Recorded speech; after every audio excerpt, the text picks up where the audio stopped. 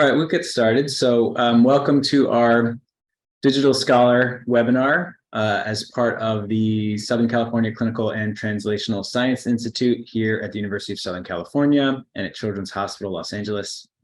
My name is Eric Peterson. I'm the co-director of digital recruitment and scholarship here at CTSI and also an associate professor of psychiatry and the behavioral sciences here in the Keck School of Medicine at USC. So we have a great talk today, and I'll introduce our speaker in just a moment. But before we get into that, most people know how to use Zoom by now, but the speaker will be taking questions as they come up. So she'll be doing some demonstrations. So if you have any questions in the moment, please type them into the Q&A or in the chat. We'll probably be monitoring both of those. But also there'll be nice time for Q&A and a discussion at the end as well. So if you have questions at the end, please post those into the Q&A feature as well as the chat. So we're really excited today to welcome Dr. Jennifer Dinalo, who is going to be talking to us today about finding and accessing publicly available data sets. And this has been a topic that we have been hoping to present for a while now, and really thankful to Dr. Dinalo for joining us today and talking about this. So Dr. Dinalo is a clinical and information services librarian here at the Norris Medical Library, which is part of the USC library systems. Her research areas include evidence-based medicine education, open science initiatives and policies, and research data management.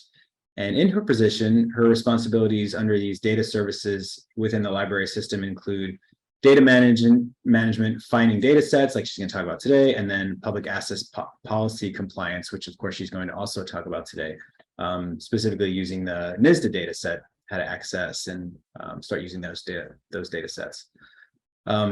Additionally, Dr. Dinalo provides instruction and research support for Keck Hospital and the Norris Cancer Center and all of the USC affiliated clinical sites for clinicians, residents, interns, nurses, and the clinical and administrative staff. So she does a lot here, and we're really excited to have her. She's a great speaker, and we welcome Dr. Dinalo. Well, thank you very much for that kind introduction. I'm going to go ahead and share my screen. So as is mentioned, I'm going to be talking about finding and accessing these publicly available data sets. And, librarians, we love to find things and search for them. So I'm happy to be here talking about this. Our objectives for today is hopefully you'll be able to identify some resources for finding those data sets, understand the difference between a public use and a restricted use data set, and then specifically how to access data from the National Survey on Drug Use and Health. And I'm just really using that as an example because that was one that was specifically mentioned to me, but hopefully this process is really just a model for accessing any of these types of publicly available data sets. So the first question that I think about is, I'm going to do some quick definitions to make sure that we're all on the same page when I'm using some specific terminology. So one of the specific things that I think about is when I say the term data or data set, what do I actually mean? Because I think for most of us as researchers, we probably think specifically about the type of data that we work with. For example, my postdoc project was looking at the human microbiome. So I tend to think of metagenomic data and DNA sequences, whereas for someone else, like maybe Dr. Peterson, who's in psychiatry and behavioral sciences, you're thinking more like survey questionnaire data, which is going to be more tabular. So those are kind of very different types of data. But in this context, they're kind of handled the same in terms of searching and finding and accessing them. But specifically what I'll be talking about today will be mostly related to that more tabular forms of data. Right. Other definitions that I want to point out include, I'm going to talk about data repositories. And so a repository is specifically an IT infrastructure that actually collects, manages, and stores data sets for preservation, for analysis, for sharing and reporting. And so basically it's just a container where data is held. And this is in contrast to how I'm going to be using the term database. I'm going to refer to a database more as like a searchable collection of records about data sets. And it may or may not contain that full data set. So you may be directed to an external site to actually access the specific data that you're interested in. I'm going to briefly mention data use agreements. A data use agreement is similar to like a material transfer agreement if you've ever had to sign one of those. And these are basically just documents that describe the data itself, any restrictions on use, how long you're able to use the data set, and any other security protocols or access restrictions that has to be followed by the data recipient. And then lastly, I'll mention code books or data dictionary. I use these terms interchangeably. And these are really what provide the information on the structure, content, and layout of the data that you're actually accessing. So it's really that metadata piece. So the data about the data, as everybody likes to say when they talk about metadata.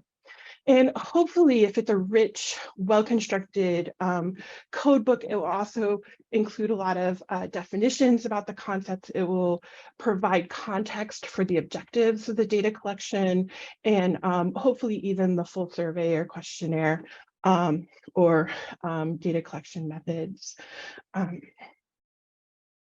So when I talk about public use versus restricted use data, really what I'm talking about are a public use data set is one that's going to mostly be available freely without restriction. And that data can be made available that way because it's been de-identified or respondent confidentiality is ensured. And some of the data sets that we'll see have both, may have access or may have both types of data sets that are available. And even though public use data will protect respondent confidentiality or it's de-identified, some data sets may still have limits on the reuse or may require even a registration process for access. And that's just, could be because the original collectors may want to track publications or usage of their data set. In contrast, a restricted use data set is a data set that does retain some confidential information and will require an application for access. And those applications can vary a lot. It's going to depend on, maybe the type of data.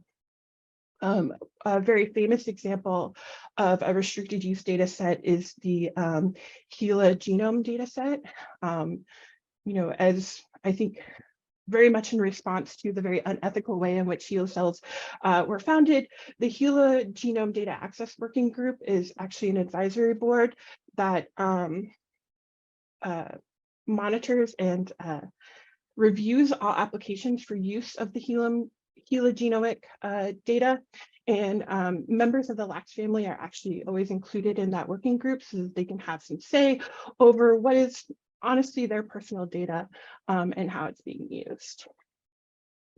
So that's a kind of an extreme example, I would say, in terms of restricted use data, but I think also a very good one because they have a very set protocol for how access is provided.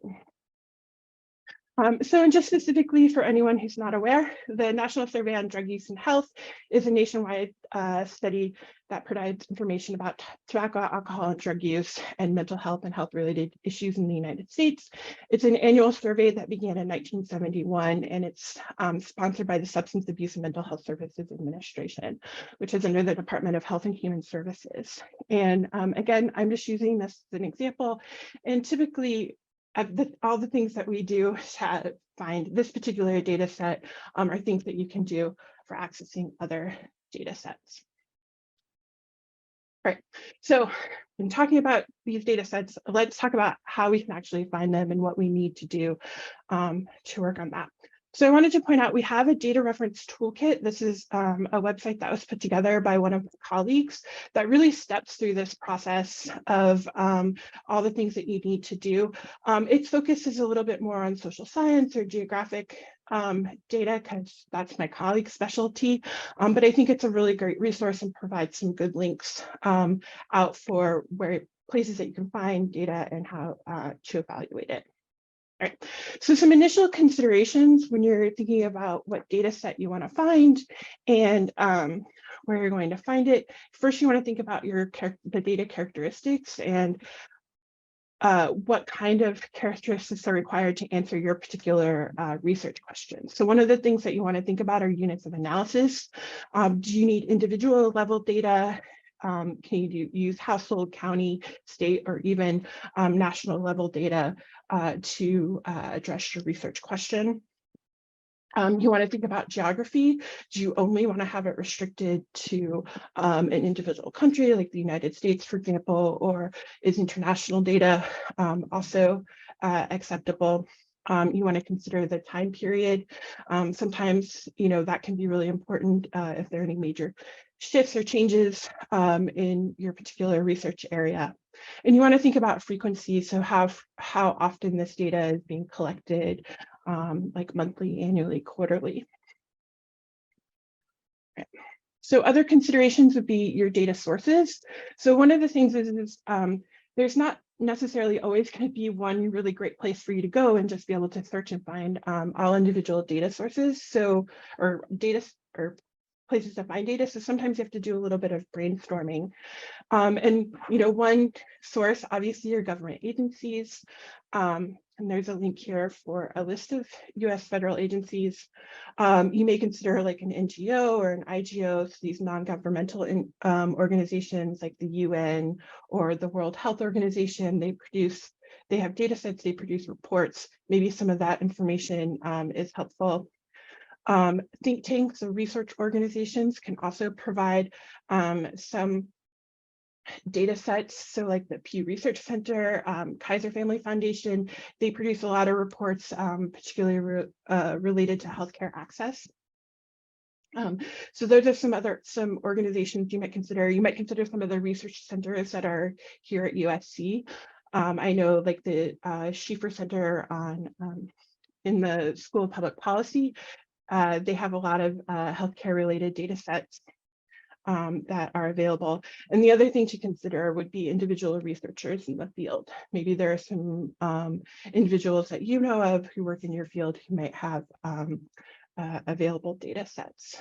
And then lastly, what I'll focus on mostly are specialized data resources. And I'm going to share a few of those, and I'm going to be switching back and forth between my PowerPoint here and actually looking at the individual sites.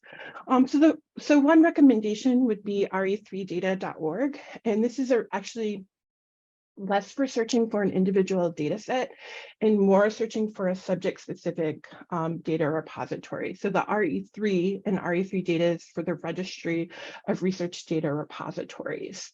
And if we take a look at their website, it's a very simple search. And the tool that I really liked here is up here in the upper left right-hand corner is browse, and you can browse by subject, content type, or country.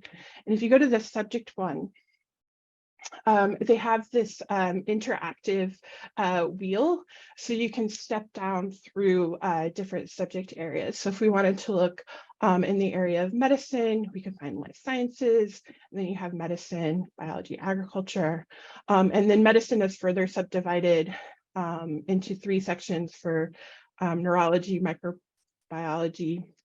Sorry, stepped back too far. So I want to go to this one.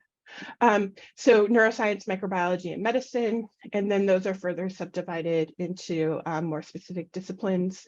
I used to be a microbiologist, so I could click on the medical microbiology one, and that's just going to limit the search to repositories that are in that subject area, which is listed over here under the filters. And so there are 19 results. I could take a look at that. Some of these may be familiar if you're in the field, like the Candida Genome database has existed for a really long time, vector-based as well. And you can see that there are a lot of other filters that are available if you do a basic search here, obviously subject, but you can also look for content type. You can restrict by geography and other data licenses. So whether it's going to be a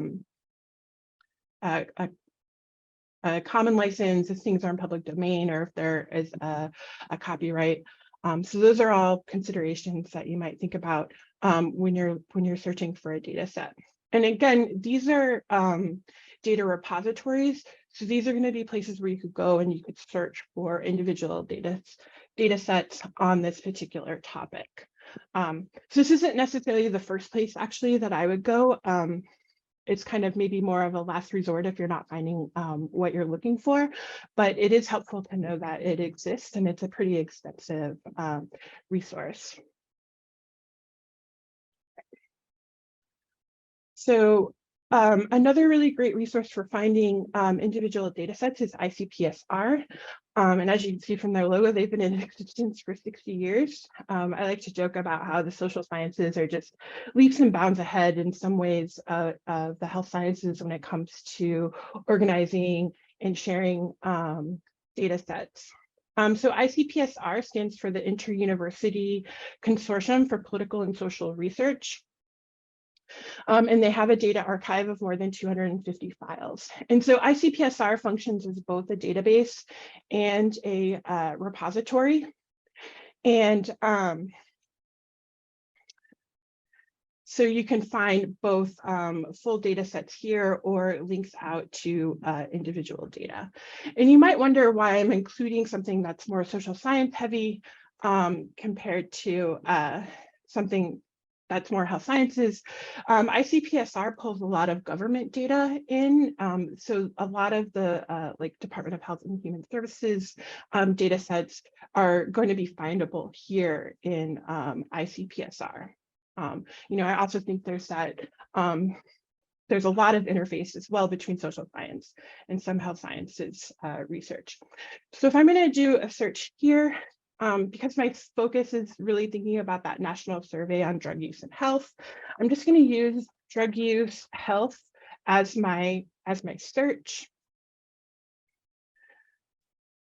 And I'm going to get almost 5,000 results.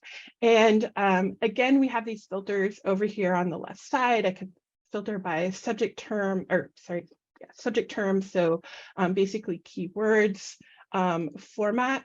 If you have a specific statistical software that you use, you can restrict by a particular data format. And there are a lot of different options here for you as well. You can also restrict by funding agency, etc.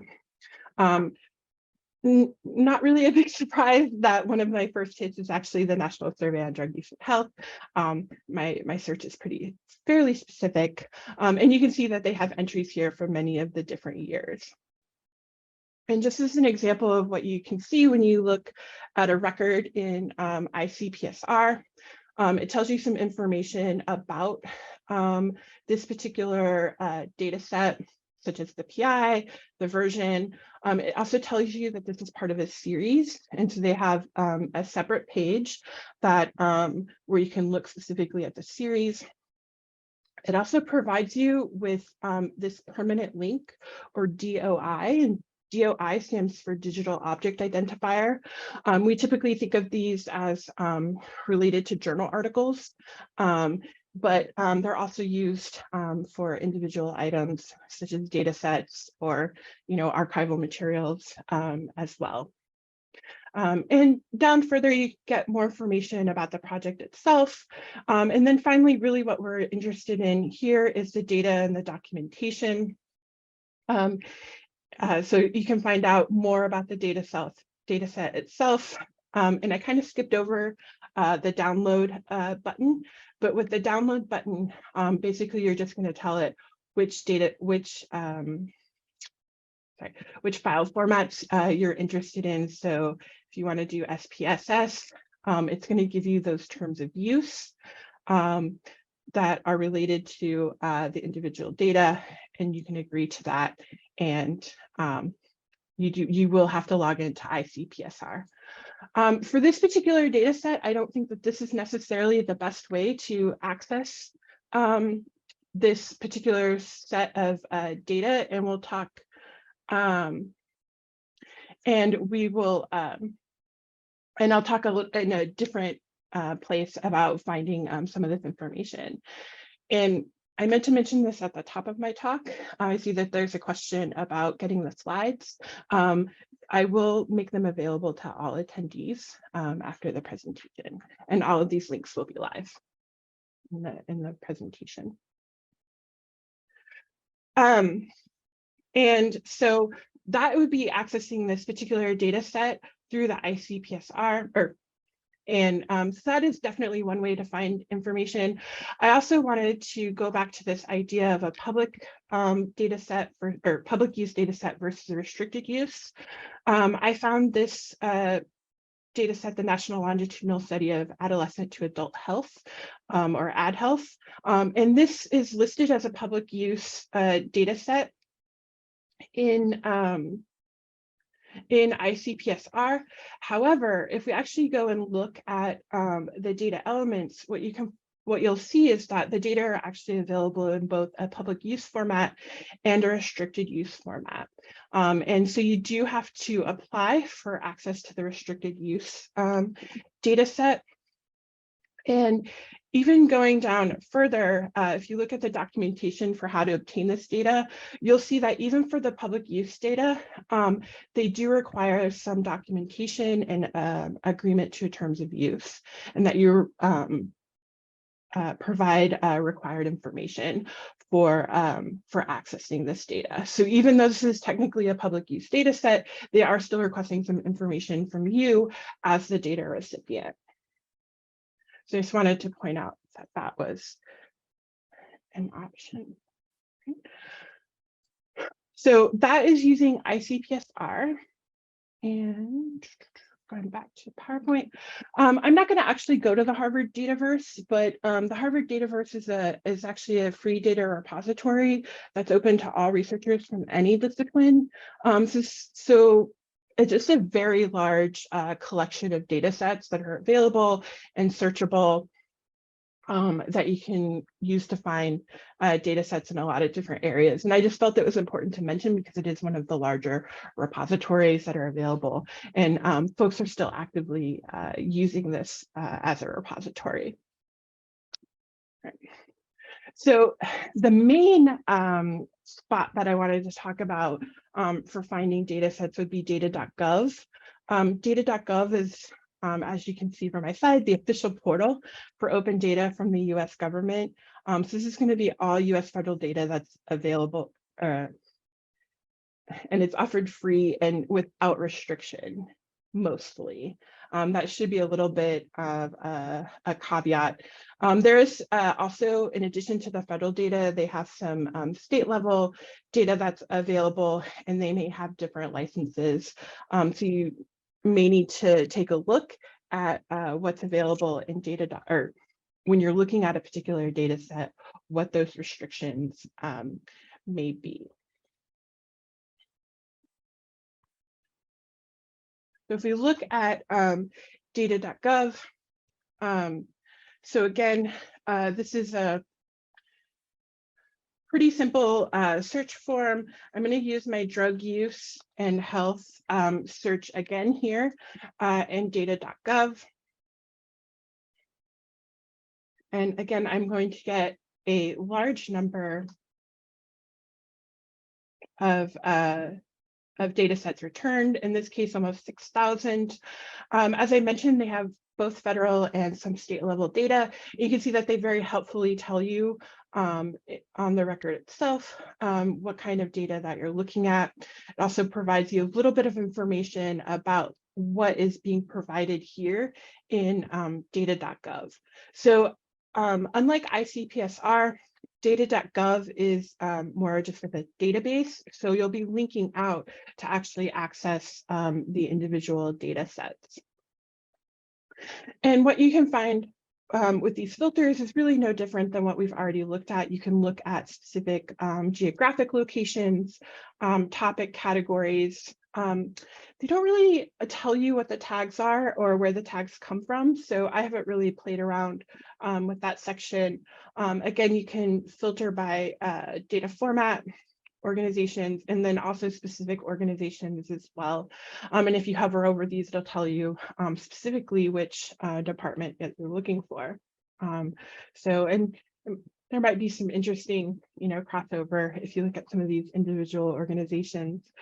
And then the publishers are slightly separate or different from the organization themselves. For example, under publishers, you'll see Centers for Disease Control and Prevention, but as an organization that's under the umbrella of the Department of Health and Human Services. So those are slightly different in terms of how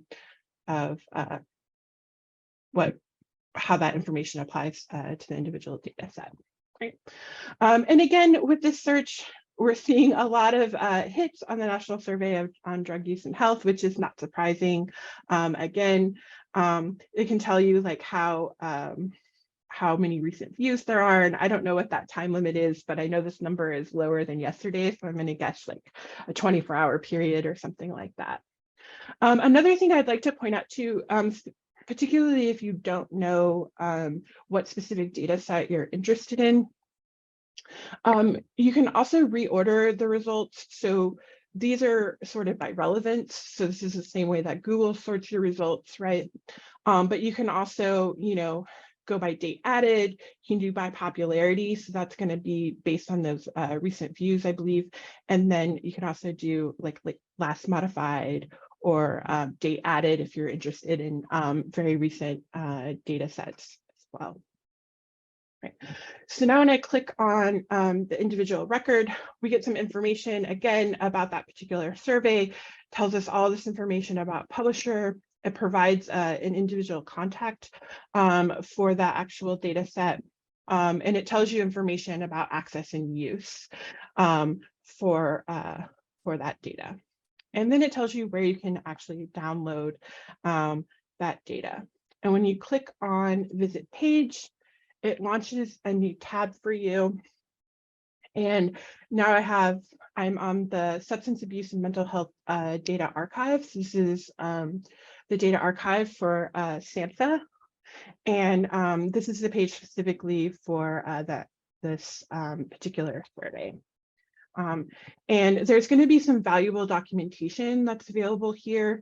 First off, we have some documentation about the survey and complete data set as a whole.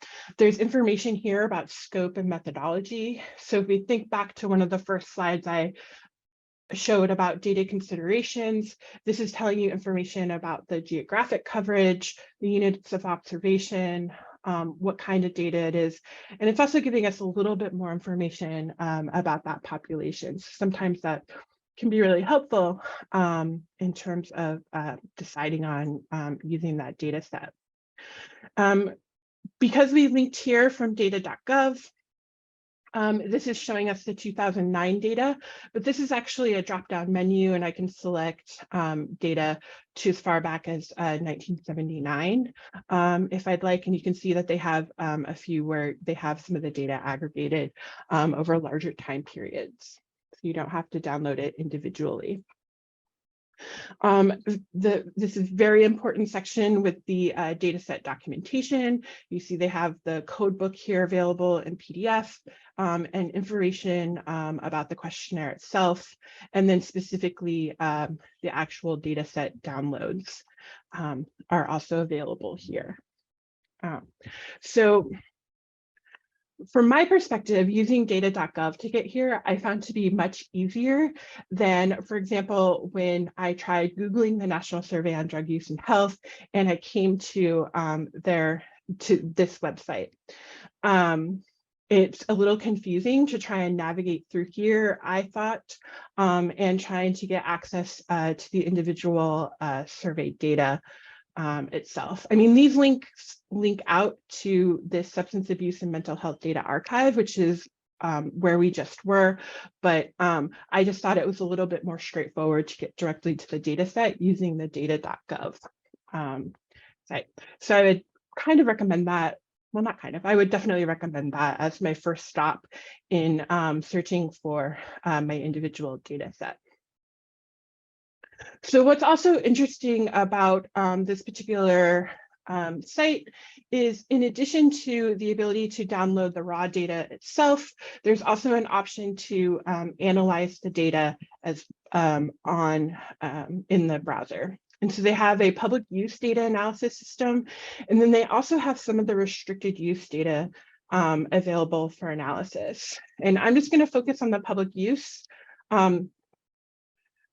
Basically, you can select the individual survey that you're interested in. So they have a few different surveys that are available, and focusing on the same one we've been looking at. If I select 2020, what I can do is that they allow for some crosstab analysis, some logistical regression analyses, using the data itself.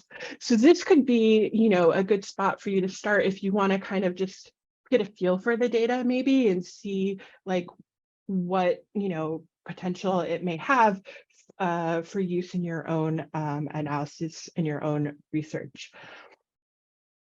And this is pretty straightforward to use. These are the different sections or different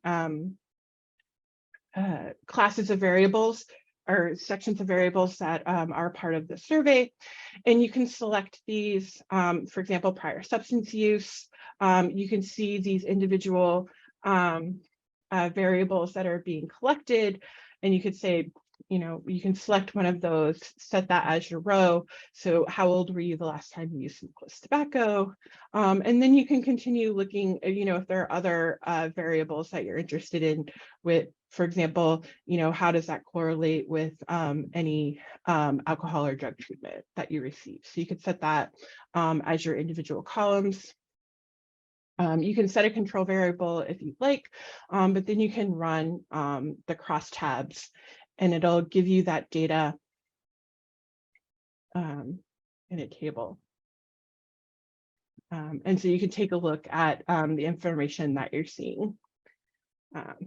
And interpretation of this data is not necessarily my forte, so you'll have to take a look at it yourself. But what I can point out when it comes to this analysis is if you do find something that's interesting, you can export this crosstab as a CSV, or you can export the table itself as an image file.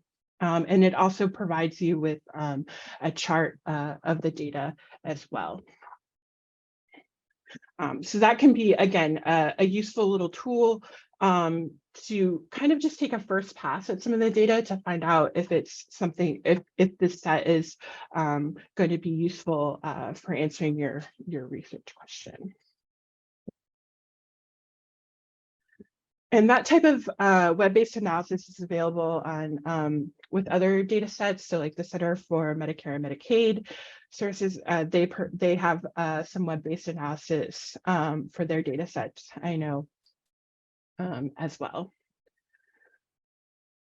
The last resource I'm going to mention is healthdata.gov. And so healthdata.gov is specifically all of the data from the agencies under the U.S. Department of Health and Human Services. And so that's going to include the Centers for Medicare and Medicaid Services, CDC, FDA, the AHRQ, the Agency for Healthcare and Research Quality. And I'll say we can take a look at it, but so they have some interesting data sets available. I will say that pretty much all of these data sets are also available in data.gov.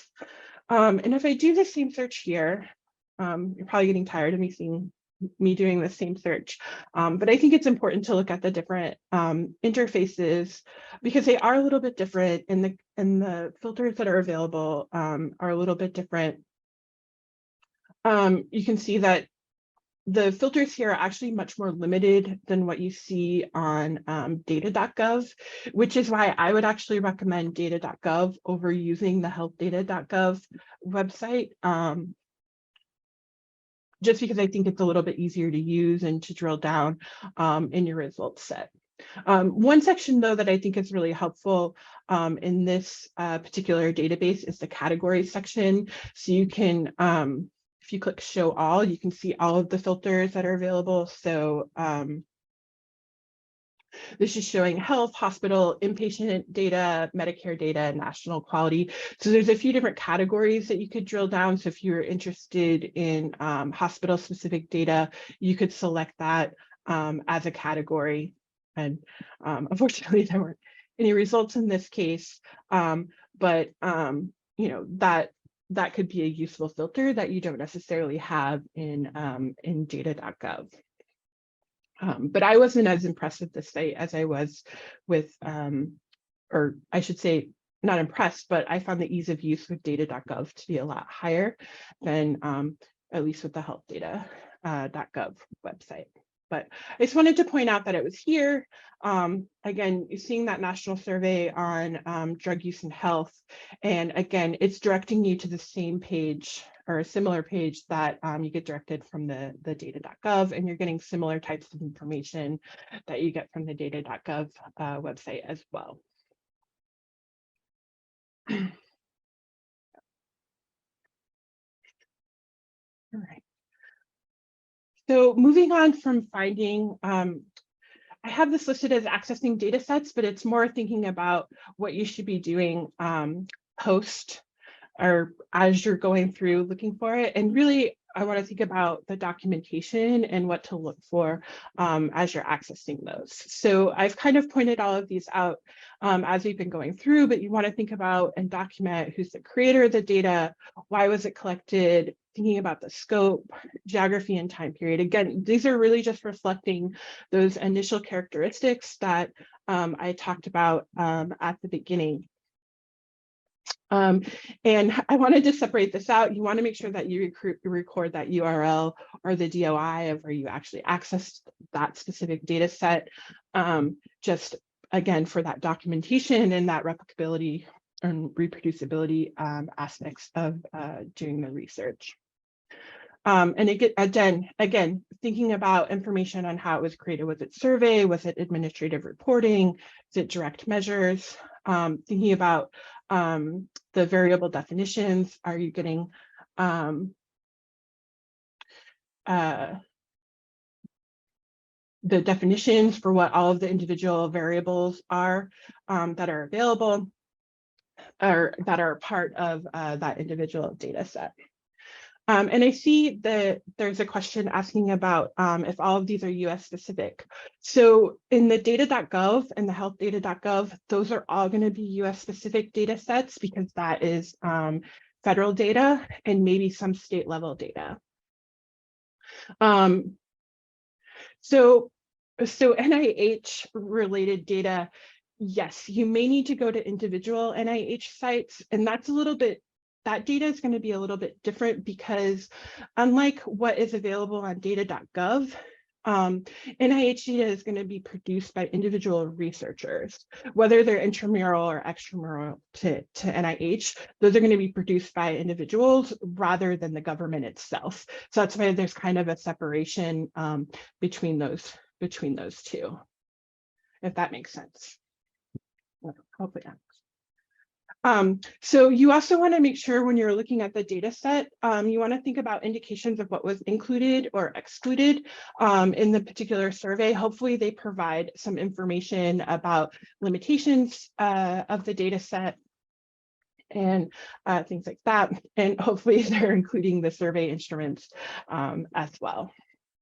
And again, looking for that codebook user guide or documentation section or that data dictionary is really going to be the gold standard for what you need in terms of documentation. So you also want to make sure that you're identifying those download options. You know, is it going to match up with what you need? Hopefully, you know, you don't have to spend too much time like converting files from one type to another so that you can get it into your individual or into your software of choice.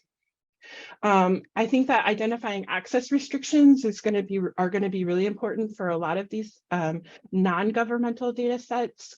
So, you know, thinking about who gets to use the data and, you know, any limitations on that access. Right. So the key takeaways that hopefully you got from today, I'm almost done. This went a little faster than I expected. There are many places to search for data. And like I said, I would recommend data.gov as a first site if you're looking for federal data in particular.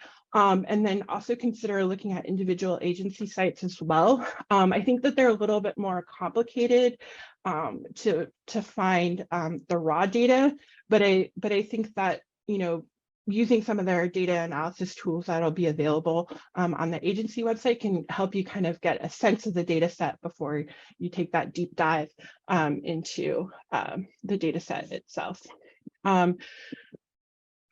Hopefully you have a good understanding of what public use versus restricted use data are. It really is just about that personally identifiable information. And lastly, document. So you want to be kind to your future self. They'll thank you. As you go through this process, you want to be documenting the steps that you're taking to find the data, the steps that you're taking as you're, document the data set itself, all of those things that I've already talked about. And the last takeaway I'd like to provide is I'm happy to answer questions and that I'm available to talk individually with you about searching or finding information for what you need. So if there are any other questions, I know we only had a couple pop up in the Q&A, but I'm happy to answer questions if you've been holding them. And, you know, thanks for your attention. It's been a little bit faster than I practiced, but hopefully you're good. It always goes that way, but yeah, thank you so much. I mean, this was excellent. I was following along, taking notes. You're such a great resource, and this was such a nice way to present all this, and we appreciate the multiple sources that you gave us, as well as, you know, your opinions on which ones you think are really going to be the ones that we should follow through with. So yeah, a couple questions. Somebody did ask to clarify, are these all US specific? If I wanted NIH related data, would I go to the NIH sites? Yeah, so for NIH data, things are so complicated right now because a lot of the organizations aren't, there's a lot happening with like data management and sharing policy, the new data management and sharing policy that's coming out. And so there hasn't been a lot of great guidance from NIH from where individual researchers should be putting their data. So one of the things that I tried to mention when I was looking at this question or talking about this question a few minutes ago is that the difference between that NIH data is and the data that I've been talking about mostly with data.gov is, again, these are individual researchers.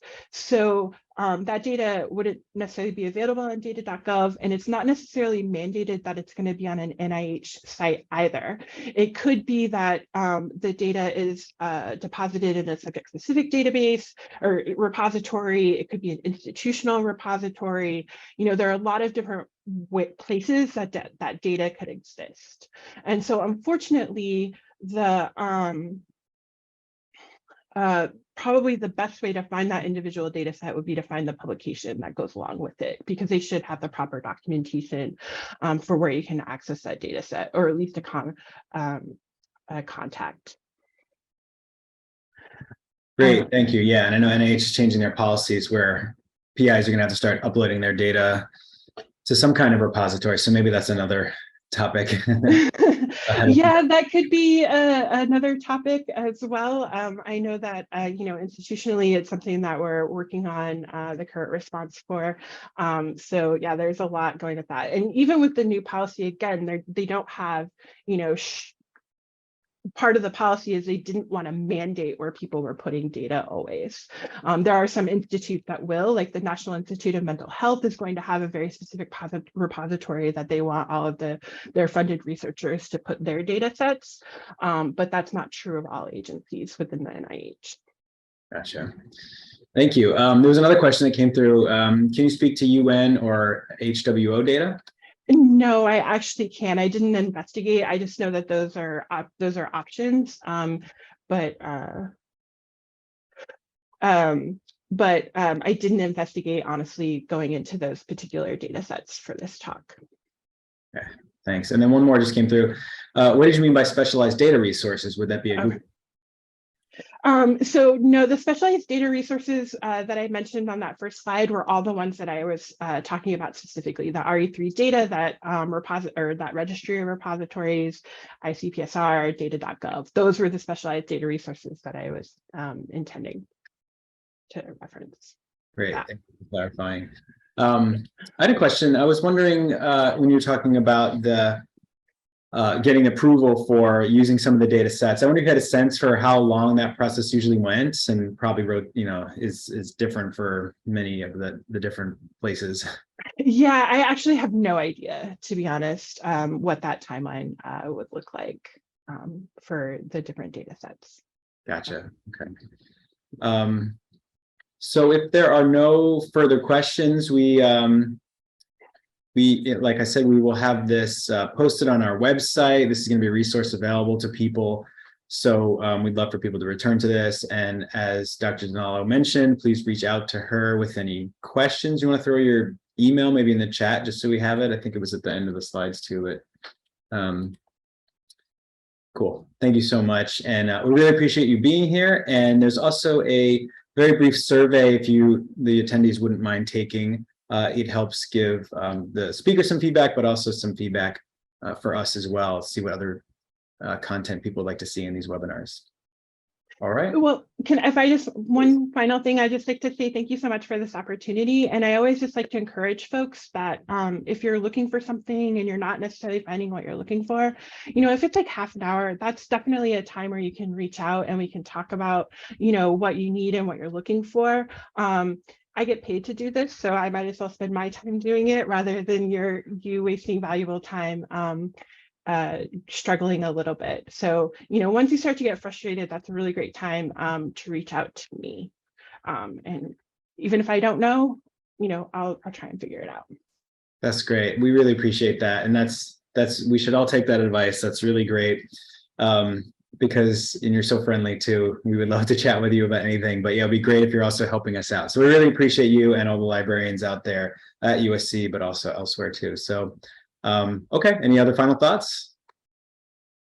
Good. All right. Thank you so much. We appreciate it. And we'll see everybody. We're going to take a break for December, but we'll be back in January. All right. Take care, everyone.